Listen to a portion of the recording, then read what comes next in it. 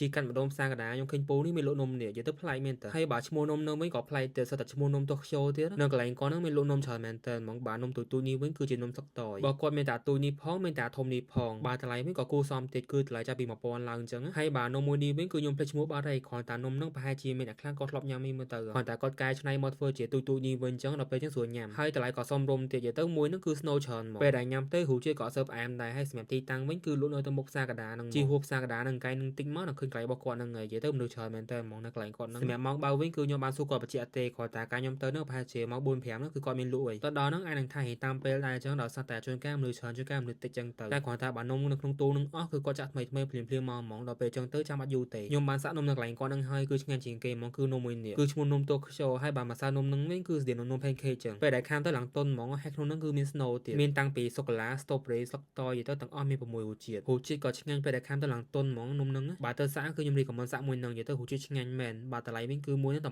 1000ទេទៅដល់ហ្នឹងខ្ញុំក៏បានយក6រសជាតិហ្មងទៅទាំងអស់ហ្នឹងគឺឆ្ងាញ់ទាំងអស់ហ្មងបន្តមកទៀតខ្ញុំក៏បានសាក់នំមួយនេះដែរអញ្ចឹងដូចជាគាត់ហៅឈ្មោះហ្នឹងនំគ្រក់ស្លឹកតយនំហ្នឹងគឺតម្លៃ3គ្រាប់1000ពេលដែលខាំទៅឡើងតុនហ្មងមួយនឹងឆ្ងាញ់ហើយបន្តមកទៀតគឺជានំចាក់ចោលស្លឹកតយនំហ្នឹងក៏ឆ្ងាញ់ម្យ៉ាងដែរគឺ snow ស្លឹកតយពេលដែលខាំទៅគឺគៀនស្រួយខាងក្នុងតុននិយាយទៅឆ្ងាញ់មែនបាទណាគេចង់សាក់ហ្នឹងគឺអាចរើបាននៅកន្លែងគាត់ហ្នឹងអញ្ចឹងវីដេអូហ្នឹងមានតែប៉ុណ្្នឹងទេចាំជួបគ្នាវីដេអូក្រោយទៀតបាយបាយ